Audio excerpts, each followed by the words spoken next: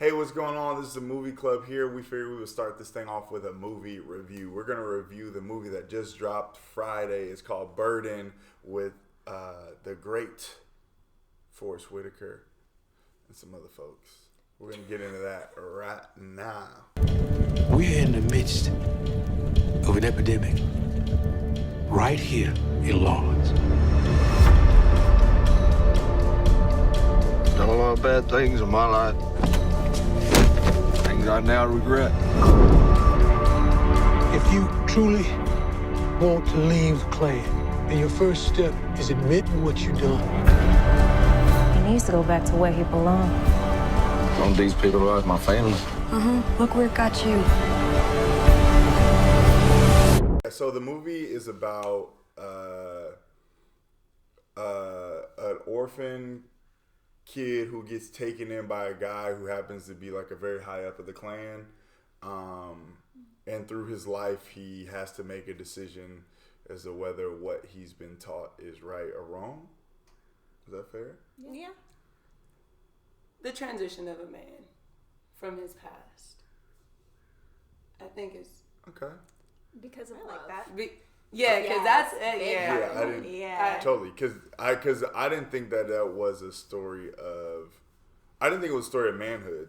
A little bit, but I think that it was completely a love story. Yeah, definitely. Like that's the Definitely. like that was the only thing that I saw was like it was like a really epic love story and what somebody would do for the right love or to feel loved. And then it's like for him to have been an orphan, like when you look at that aspect of it, you're like, oh, this kind of even makes more sense. You know, because the main guy, are we doing spoilers?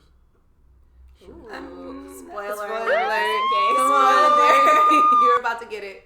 Because I think it's like, even for the chick that he falls for to have a child, I'm sure he could see himself in that child, which is why it was like probably even more for him. Yeah.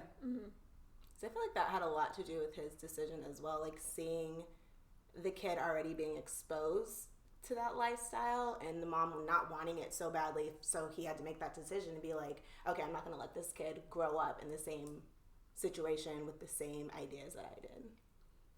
And for me, the kid actually didn't have that type of exposure. He didn't see, color. He was just playing with his friends. Right. But I mean, with just like the clan leader, like teaching him how to stab people and giving him the knife. So they're already starting him off at a super early age. I think it was a really nice touch, though, how they had the kid that her son was friends with be the son of the guy that he was friends with when he was younger, that he then kind of pushed aside as he got further into that lifestyle. I agree. And I felt like, the kid was an example of what his life could have been. You know what I mean? They played that 100%. They played that like, this is you, and then this is what's gonna happen to you. Yeah, exactly. If you allow this, it was definitely hella foreshadowing. And I thought that was like great as you kind of look at like the layers of, just the layers. You know what I mean? Like, because that was like a whole, for that to be father and son and then father and son. That was kind of special. It's generational. You're just seeing how you could have been and where he wanted to be by the end of the film. Yeah. With that deer. That deer was everything for me. It was just so precious. And such when he looked and when he was able to just look at its beauty, it was almost like there's an idea that I can accept humanity as it is through this love story. Because he still, for me, was a Klans member at the end of the day. And I think that dynamic between the Reverend and his son was one thing that stood out to me, because the Reverend was like, if I don't touch this one, then it's over. Like the whole idea of finding love is over. But the son is like, no, once a Klansman, always a Klansman. Yeah. And I thought that was perfect by Kelvin and Reverend Kennedy. I think that was Forrest Whitaker's name. Reverend Kennedy, to have that conversation during the process of seeing that man transition into something better, even though he's still a Klans member. So totally, I like that. I felt like just to kind of dip you down. I felt like the movie was like, it had some slower moments. Yeah. Yeah. Oh yeah. That I was like, Yeah. ooh, if we get. But I think it's like, it's hard to make real life movie fast. You know what I mean? It's hard to make real life or like something that is like deep like that be Fast and Furious. Where you're like, explosion, clan rally, fight. Because it can be too much. Yeah. Like the part where the Klansman peed on the girl. Yeah. Like, we could only take so much as a viewer watching that types of thing happen, because those are things that happen. Right. If we had so much of that, so much action, so many visual, I think that would have shifted the mood of the entire film, and we wouldn't have been able to appreciate how they ended. Because the first scene of the film was shattered glass. And then the last scene, we're spoiling. We are spoiling. Yeah, we are. Yeah. The last scene was the Beauty and the Deer. It was just like, I don't think we needed that much of like the bam, boom, and this is what's going on. These are real episodes and moments that can happen during this time. So one thing I want to talk about is the lead actor, Garrett Hedlund.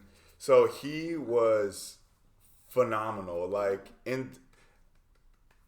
Okay, so I'm an actor, right? And I feel like I've had some really great moments in class. I feel like I've done some cool stuff. Like, I don't consider myself a slouch at all. But watching this guy walk... Ooh, the mannerisms. Like, watching him transform his body into a Southern NASCAR watching... Like, that there was nothing you couldn't believe. Yeah.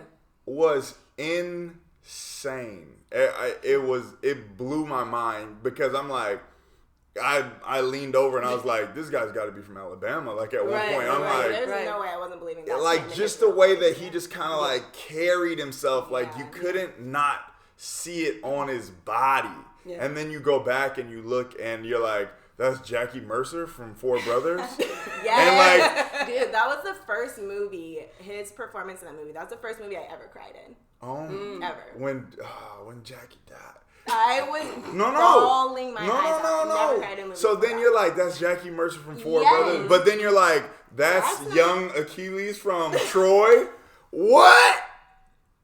Oh, this boy got range. Yes.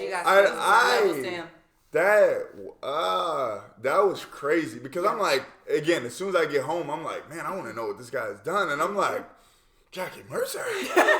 No way. You know what I mean? Like, blown away. And he's from, what did you tell me? He's from Minnesota. Minnesota. So I'm like, man, like, I don't want to judge. But I don't think that they strutting around like that in Mall of America. So it was just fantastic. Yes, his performance was great. He embodied that character through and through, like you said, through language, through body movement, and I just appreciated it because, I mean, what I would think is white trailer, he was it. Because at first it made me uncomfortable. I was like, what's he doing? Like, why is he walking? And I'm like, they're in the South.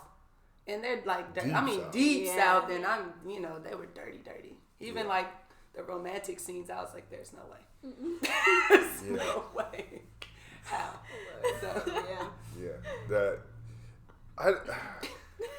there was just so much visually that I liked. Like, I just loved like what he represented, because he wasn't just a Klans member. He was like the toughest. Yeah. He was like the strongest. Like, if I say it, it's gonna go. Like, but he wasn't the head of it. Like, he wasn't the main guy. Right. You know what I mean? But he was like the muscle of the Klan, and it was like, for him to be able to turn was amazing. You know what I mean?